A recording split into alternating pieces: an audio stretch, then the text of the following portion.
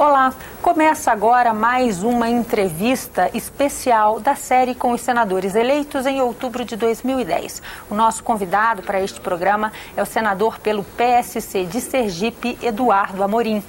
Ele nasceu em Itabaiana, em Sergipe, em 1963. É médico anestesista e algologista, um especialista em dor.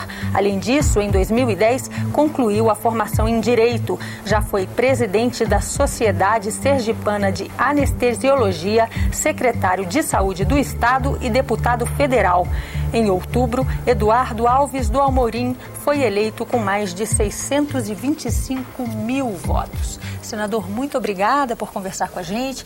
Queria pedir que o senhor abrisse esse programa falando um pouco sobre sua trajetória de vida, sua infância no interior do Sergipe. Prazer nosso estar aqui, é uma emoção enorme estar aqui com vocês. A minha trajetória de vida é a trajetória de muitos jovens e muitos adolescentes do interior do nosso país. Eu sou filho de agricultores, de feirantes, dona de casa. Meu pai era analfabeto, minha mãe uma senhora que estudou muito pouco, mas graças à formação firme deles, conseguimos lograr êxitos ao longo da nossa trajetória. Muitos desafios. Então, uma história de desafio como de muitos outros jovens. De uma escola pública, consegui passar no vestibular de medicina na Universidade Federal de Sergipe. Mas ninguém chega a lugar nenhum sozinho. Consegui porque muitas pessoas, ao longo da nossa trajetória, nos ajudaram e nos adotaram.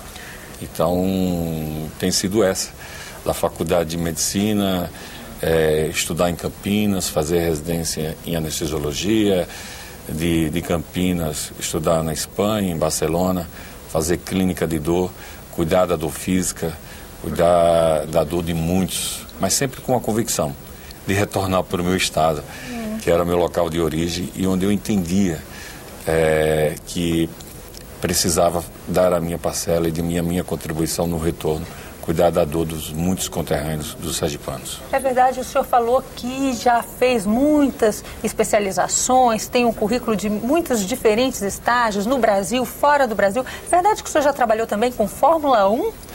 Durante minha pós-graduação na Espanha, eu fui convidado, quando estava lá fazendo clínica de dor, a trabalhar no circuito de Montmeló, na Catalunha, durante um grande prêmio. Uma experiência fantástica e que permitiu, lógico, o dinheiro que ganhamos, estender os cursos para outros países, como a Holanda, a França, a Bélgica, enfim. Mas foi uma experiência fantástica. E o que a corrida de Fórmula 1 tem a ver com a corrida eleitoral que o senhor voltou e acabou fazendo parte? A velocidade, comum só a velocidade do pleito, porque eu tomei a decisão para deputado federal faltando poucos meses do pleito, trabalhando, estudando, fazendo um curso de Direito, saía da faculdade de Direito para fazer uma cirurgia, seja uma anestesia, cirurgia cardíaca ou outro procedimento, e à noite ia para as ruas do meu estado, das minhas cidades, lá em Sergipe, falar as propostas, falar da dor social, do sofrimento social. De que eu estou falando? Estou falando quando você tem um desemprego, quando você tem uma saúde precária, quando você ainda tem uma educação precária, isso é sofrimento. Sofrimento é dor. Então entendemos isso como dor social, a dor coletiva, a dor de todos. Ou seja, trazendo do mundo médico para o mundo político, para o mundo jurídico, esse conceito. Por que o senhor decidiu estudar Direito depois de já ter 2 especializações como médico? Eu sempre gostei. Minha esposa, ela é procuradora. E eu incentivei que ela fizesse também Direito. Não sei porquê, mas eu sempre tive essa vocação. E é um privilégio muito grande ter o conhecimento de 2 áreas tão diferentes e tão complexas. A medicina e Direito. Então, isso foi muito salutar. Concluí o curso de Direito durante o mandato de deputado federal, fazendo o curso no meu estado, ao retornar para os finais de semana, frequentando as aulas. Mas a gente aprende que maturidade é sinônimo de equilíbrio. Dosar o tempo, dosar a agenda, sem esquecer da família, sem esquecer dos filhos, lógico. Eles que são os mais próximos pagam muito caro com tudo isso. Mas vale a pena. vale a pena porque qualificar é muito gratificante e é poder ajudar e contribuir melhor. Senador, o senhor já tinha pensado em ser um homem público, um homem da política, quando começou seu trabalho como médico? Como é que foi essa entrada para o mundo político? Não, eu nunca pensei. Eu achava que política era um lugar de poucos, de muitos poucos. De pessoas poderosas, de elites, sim. Era um mundo onde aqueles que nascem, aqueles que surgem de famílias muito simples, dificilmente galgaria. Ou então era um lugar onde somente para algumas pessoas, muitos deles sem compromisso, enfim. Então nunca tinha pensado. Como é que aconteceu isso? De uma hora para outra o senhor entrou pela porta da frente da política, como dizem, já que política diz, como diz o presidente Sarney, só tem porta da frente. Foi minha passagem pelo serviço de oncologia do meu estado, o hospital que cuidava de paciente com câncer, que eu percebi, com ausências de medicamentos, a falta de investimentos na saúde, para aquisição de medicamentos, aquisição de equipamentos, porque pior do que você não ter uma remuneração justa, é você fazer um procedimento médico com anestesiologia, sem um material adequado, sem um medicamento adequado. Isso é extremamente angustiante. E aí a gente percebe que, fruto de tudo isso, às vezes, é o compromisso com a saúde, a falta de compromisso com a saúde. Então, a gente percebeu que o mundo político é o mundo onde realmente se toma todas essas decisões, é o mundo de onde parte as normatizações e direcionam os investimentos e os orçamentos na saúde, em educação, enfim. Por isso que na política temos que ter pessoas cada vez mais compromissadas, pessoas que sonham com um Brasil melhor, pessoas que desejam um Brasil melhor e que estejam dispostas a entregar-se, a abnegar-se, enfim, a dar sua parcela de contribuição. Depois dessa experiência como liderança no hospital, o senhor foi secretário de saúde do Estado. O senhor podia falar sobre suas principais realizações nesse período? Foi minha participação, assim, como uma pessoa pública, gerindo aquilo que é público, gerenciando aquilo que é público.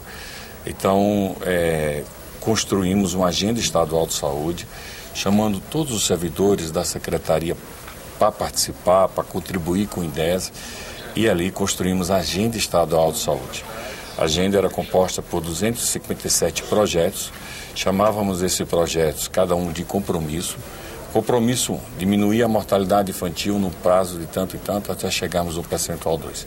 Compromisso 2, por exemplo, não nessa ordem necessariamente, construir e ter o SAMU estadual.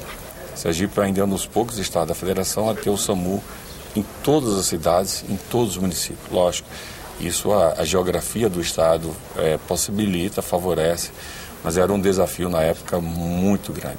Então envolvíamos todos os servidores, chamávamos para esse desafio e procurávamos sensibilizar e mobilizar esses servidores, dizendo que, mesmo muitas vezes com trabalho burocrático, mas aquele trabalho burocrático ajudava a aliviar o sofrimento e a dor de muitos que batia a porta no hospital, no posto de saúde, enfim.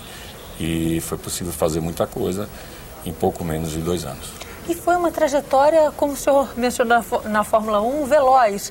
2 anos como secretário de saúde, já se elegeu deputado federal logo num primeiro mandato. E de deputado federal, depois de uma única legislatura, o senhor já ingressou na casa que representa os entes federados, o Senado, tido como o ponto alto de muitas carreiras, ou pelo menos das carreiras legislativas. Qual a sua expectativa, senador?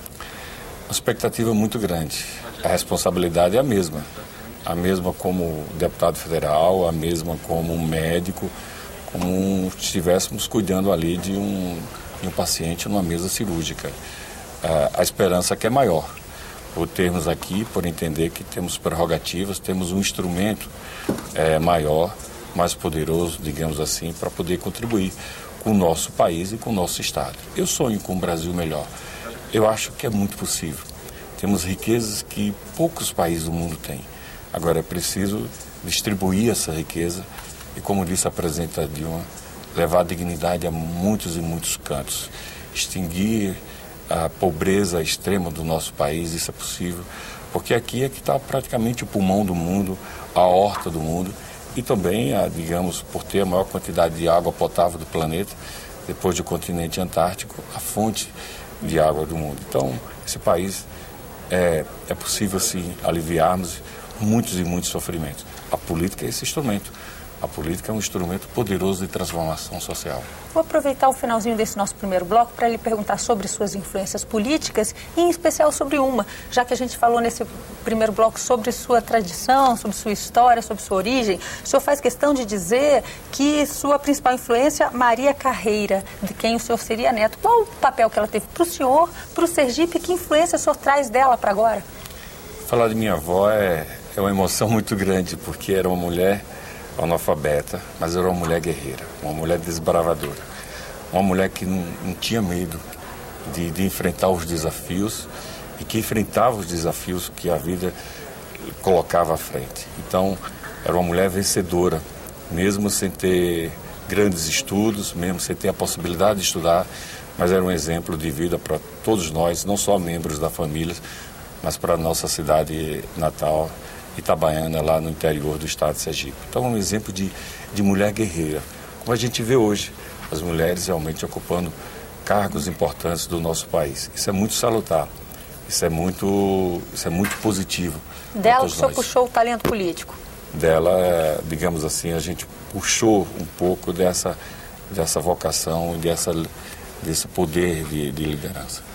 Nós vamos dar um pequeno intervalo. Nós estamos conversando com o senador Eduardo Amorim e no próximo bloco ele dá o diagnóstico como médico da situação que está o Brasil. Até já.